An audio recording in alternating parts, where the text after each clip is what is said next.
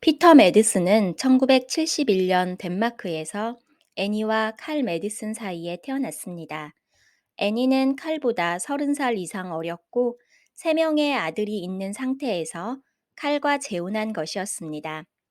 피터가 태어나자 칼은 의붓 아들들을 학대했습니다. 애니는 피터가 6살이 되었을 때 학대당하는 자신의 아이들을 보호하기 위해 칼과 헤어짐을 결심합니다. 친아들은 학대하지 않았기에 피터는 칼의 보살핌 아래 자라도록 두고 3명의 아들만 데리고 집을 나갔습니다.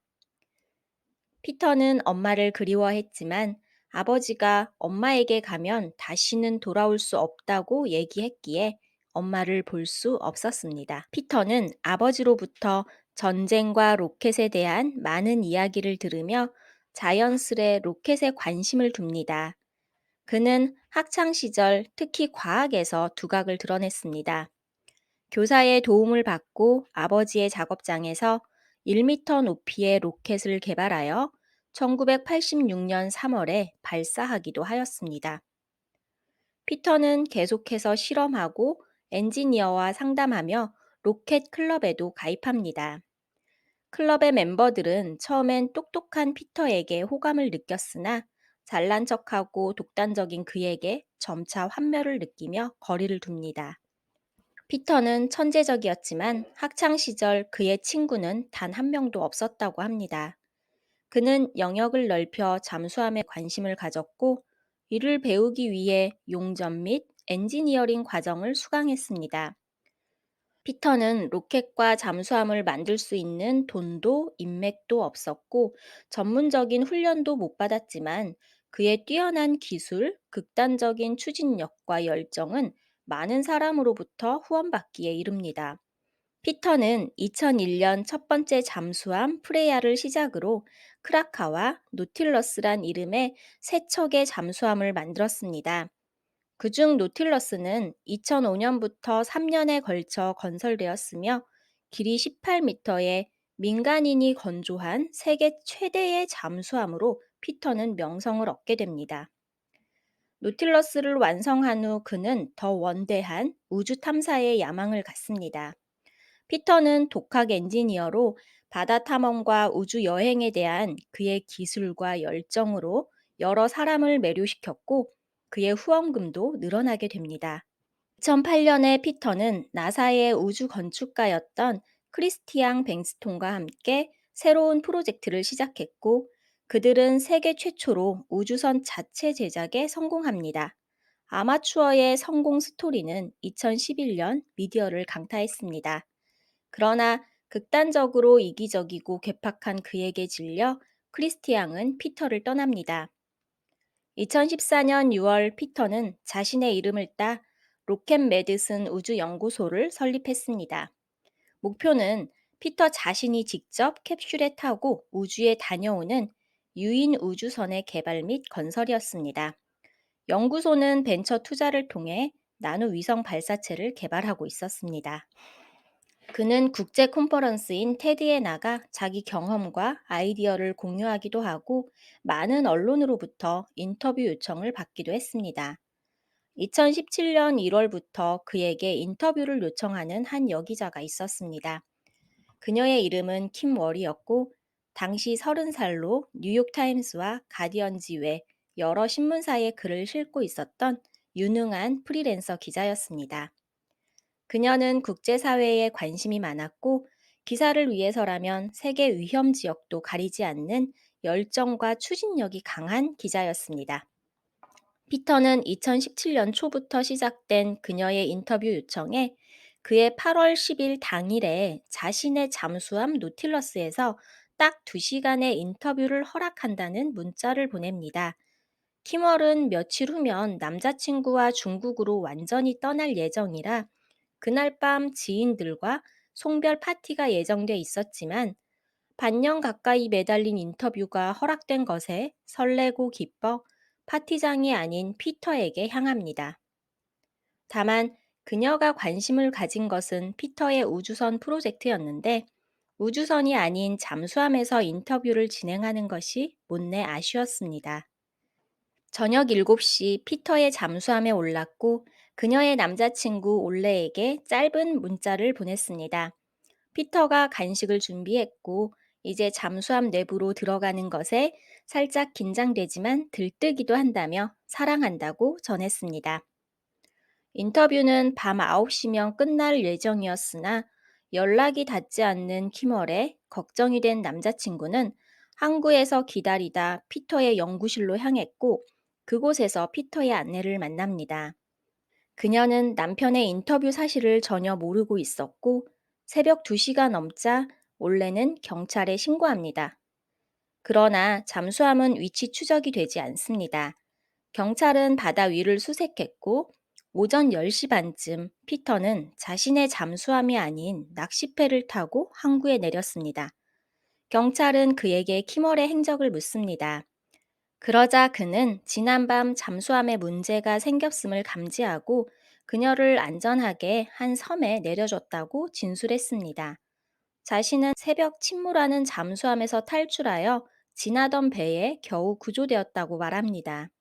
그러나 그녀의 행적은 어디에서도 찾을 수 없었고 인양한 잠수함에 전문가를 투입해 확인한 결과 잠수함은 기계 결함이 아닌 고의로 침몰시킨 것으로 보인다고 했습니다. 8월 21일 자전거를 타고 해변을 거닐던 사람에 의해 떠밀려온 킴의 몸통이 발견됩니다. 몸통엔 여러 개의 자상의 흔적이 있었으며 쇳덩이들이 매달려 있었습니다.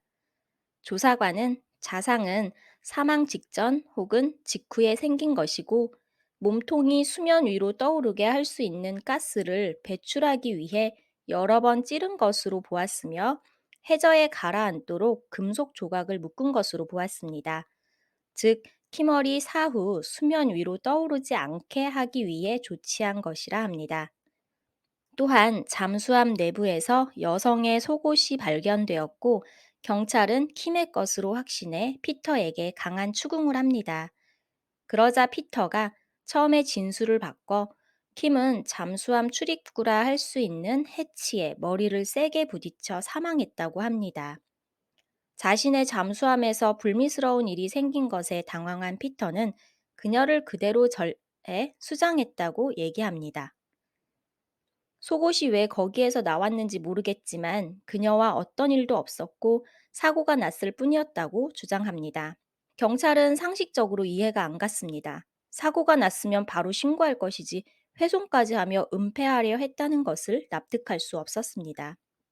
10월 7일 해군 잠수부들이 바다 바닥에 있는 한 가방을 발견합니다. 가방 안엔 킴의 머리, 팔, 다리, 칼과 옷의 일부가 있었고 쇳덩이가 들어 있었습니다.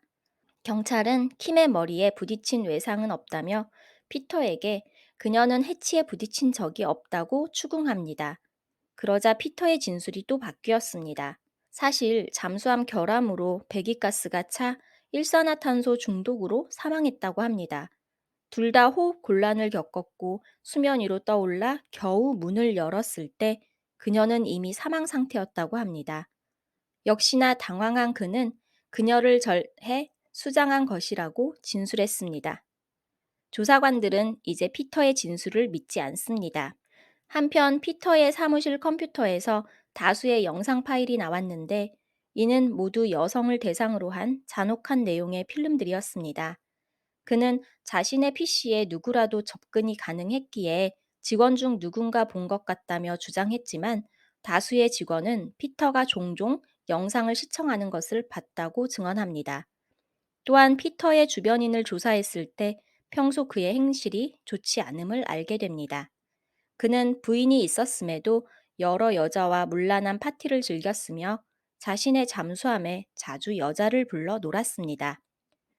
그는 포노 스타를 찾아 환상을 연출하기 시작했고 목격자에 따르면 덴마크와 독일에서 촬영한 두 편의 영화에 직접 출연하기도 했습니다.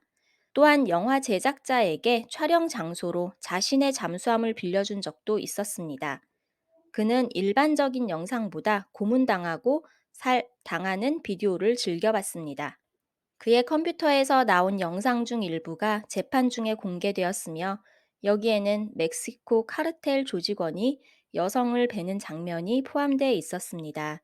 화면이 아닌 소리만 제공했고 고문을 당하는 여성의 울음소리가 엄숙한 법정에 울리자 일부 사람들은 눈물을 흘렸습니다. 검찰은 피터가 8월 10일 킴을 자신의 잠수함으로 초대했을 때 자신의 스프 비디오 촬영을 계획했을 것이라 주장했습니다.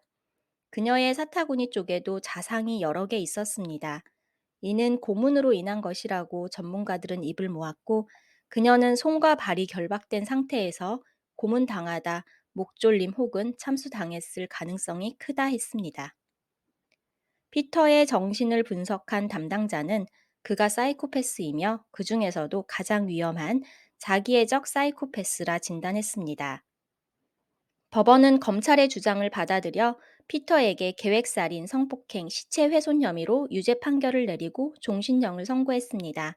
피터는 항소했으나 종신형은 유지가 되었습니다. 그는 2020년 10월에 가짜 폭탄으로 간수를 위협해 탈옥하지만 도주에 능하지 않았기에 이내 경찰과 대치하고 가짜 폭탄임을 알아챈 경찰은 곧장 그를 체포해 감옥으로 돌려보냈습니다. 덴마크에는 사형제가 없고 범죄자에게 재활과 사회 복귀의 기회를 제공하는 방향으로 법 체계를 발전시켜 왔습니다. 종신형으로 선고받았으나 피터는 12년에서 15년 사이 가석방 신청의 기회가 생길 것으로 보고 있습니다.